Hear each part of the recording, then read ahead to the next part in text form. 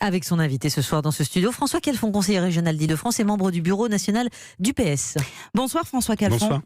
Pour faire face au coronavirus, le ministère de la Santé a annoncé la semaine dernière que les hôpitaux allaient récupérer 260 millions d'euros de crédits non consommés en 2019. Ça s'ajoute aux 415 millions dégelés en décembre, avant cette crise. Le versement des dotations 2020 sera aussi accéléré. Est-ce suffisant ? Écoutez, c'est pas le moment de faire de la polémique, mais ça fait combien de mois, voire combien d'années qu'on dit que l'hôpital est en grand risque, hein. On voit bien chez nos voisins italiens à quel point une crise sanitaire comme ça peut être un crash test, qui est plutôt un crash qu'un test d'ailleurs, sur nos systèmes d'urgence. Donc on a retardé le pic épidémique, mais c'est clair qu'il faut un plan d'urgence pour l'hôpital. Tout comme cette crise a révélé aussi que fabriquer très loin ce qu'on consomme ici est irresponsable. Car, je tiens à le dire ce soir, je pense à tous les entrepreneurs, à tous les salariés, les premières victimes très fortes de ce coronavirus, c'est d'abord nos entreprises, c'est d'abord l'activité économique. Le gouvernement d'ailleurs veut des mesures de soutien aux entreprises. Le gouvernement il serait bien inspiré, comme les centrales syndicales lui demandent, bien tout simplement de reporter cette réforme de l'assurance chômage. Pourquoi ?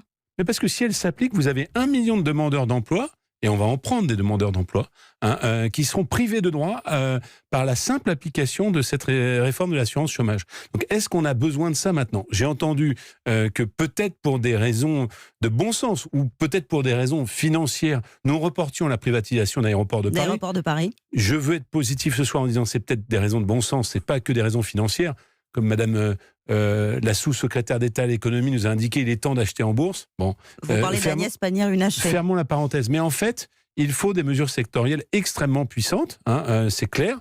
Je crois qu'on va desserrer la contrainte des 3% et du déficit public.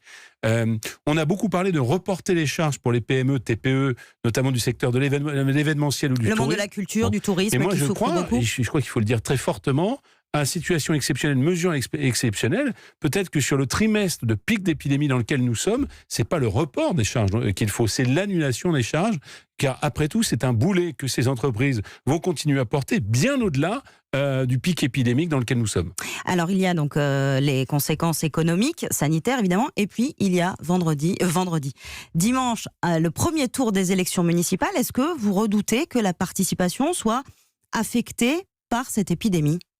Redouter, c'est céder à la peur d'une certaine manière. Mais est-ce qu'il y a une possibilité que ce soit le cas ? Oui, il y a une possibilité que ce soit le cas. Moi, j'ai envie de dire aux Français, ne cédez pas à la panique. Venez voter et peut-être échelonner vos heures de vote. Vous savez, dans les bureaux de vote, pour en avoir tenu beaucoup dans ma vie, il y a énormément de gens au début, et souvent des personnes âgées, énormément de gens à la fin, et puis le dimanche, à l'heure du gigot, à 15h, il n'y a plus personne. Donc peut-être que chacun doit pouvoir étaler ses périodes de vote, et je compte sur le ministère de l'Intérieur, ainsi que les mairies, mais les maires font leur travail, dans leur grande majorité, pour que des mesures de précaution soient prises. On emmène son stylo, on emmène son gel hydroalcoolique, et puis voilà, et puis ça devrait bien se passer. Ça devrait bien se passer. Alors ça, c'est sur le volet peut-être du scrutin en tant que tel. Alors François Calfon, on entend depuis plusieurs semaines Emmanuel Macron qui banalise cette échéance des élections municipales en disant que c'est une élection locale, qu'il n'en tirera pas forcément de conséquences nationales. Est-ce que c'est la bonne analyse de la part du président ? Comme d'habitude, c'est du pipeau, pour parler simplement. Parce qu'il est quand même allé débarquer Madame Buzyn, rappelons-le, qui était ministre de la Santé à la veille de cette crise du coronavirus, pour la placer pratiquement de force comme candidate à la mairie de Paris. Donc, pour quelqu'un qui se force, vous y allez peut-être un petit peu fort. Je sens qu'elle a été fortement invitée, comme on dit, puisque vous souhaitez être poli, continuons à l'être. Mais vous voyez bien qu'il s'est impliqué, qu'il a mis les mains dans le cambouis. Alors, la première fois, manque de bol, c'était avec Benjamin Griveaux, n'y revenons pas, mais enfin, il s'y est impliqué. Le sujet des élections municipales, ce qu'on peut dire, c'est qu'il faut imposer finalement une sorte de censure démocratique à la République En Marche, de ce gouvernement qui n'entend personne, puisque je vois qu'ils n'ont toujours pas abandonné l'âge pivot dans la conférence de financement sur les retraites. Il faut qu'un message très clair soit envoyé au chef de l'État.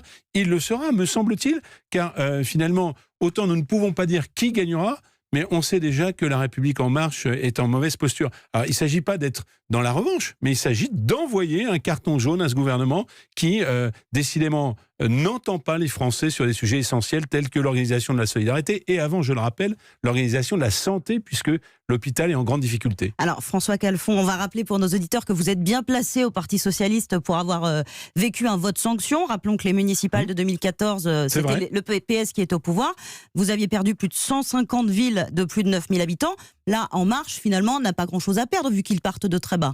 Bah, ça d'accord, mais enfin, si vous voulez, ils vont être scotchés en fond de cale, si j'ose dire, en train de ramer. Je ne crois pas que ce soit très brillant pour finalement le parti du chef de l'État dont on nous expliquait, souvenez-vous, il n'y a pas très longtemps, que c'était le nouveau monde et qu'on allait voir ce qu'on allait voir. On a vu beaucoup de choses, mais on n'a pas vu un nouveau monde enchanteur et réconciliateur. Est-ce que ces municipales, pour le Parti socialiste, c'est un peu le scrutin de la survie? Après, les municipales de 2014, j'en ai parlé, et les 6% à la présidentielle, 6% encore aux européennes. Moi, je ne vois pas du tout les choses comme ça. Il se trouve qu'il y a un agenda médiatique, c'est votre rôle de le suivre d'une certaine manière.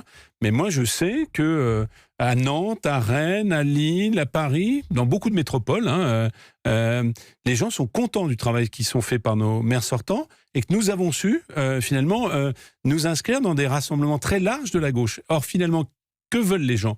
Ils veulent de la responsabilité. Ils veulent du social, ce qu'ils n'ont pas au niveau national. Avec les socialistes, ils l'ont. Et ils veulent une prise en compte de la mutation écologique. Et nous sommes dans des alliances très larges avec nos amis écologistes un peu partout. Donc je crois que ça correspond assez à ce que les gens souhaitent. Alors justement, vous parlez de l'aspiration écologiste. Dans les sondages, les listes écolos, on le vend en poupe. Est-ce que le PS va devenir le supplétif des Verts après des années où ce sont les Verts qui avaient été les supplétifs du PS? Écoutez, ça, c'est des questions... déjà, si on regarde un tableur Excel, au soir des élections, je vous donne rendez-vous dimanche soir et encore plus dans 15 jours, vous verrez que, il ne s'agit pas de faire des concurrences, on n'est pas dans cette logique-là, mais vous verrez que des villes animées par des premiers magistrats socialistes, il y en a une majorité, y compris à gauche, que ce soit bien clair. Donc voilà, après, si nous avons le bonheur, avec nos amis écologistes, de conquérir un certain nombre de villes, non pas pour le plaisir de la conquête, mais pour un autre travail, mais nous le ferons avec bonheur. Eh bien, merci beaucoup François Calfon d'avoir été mon invité.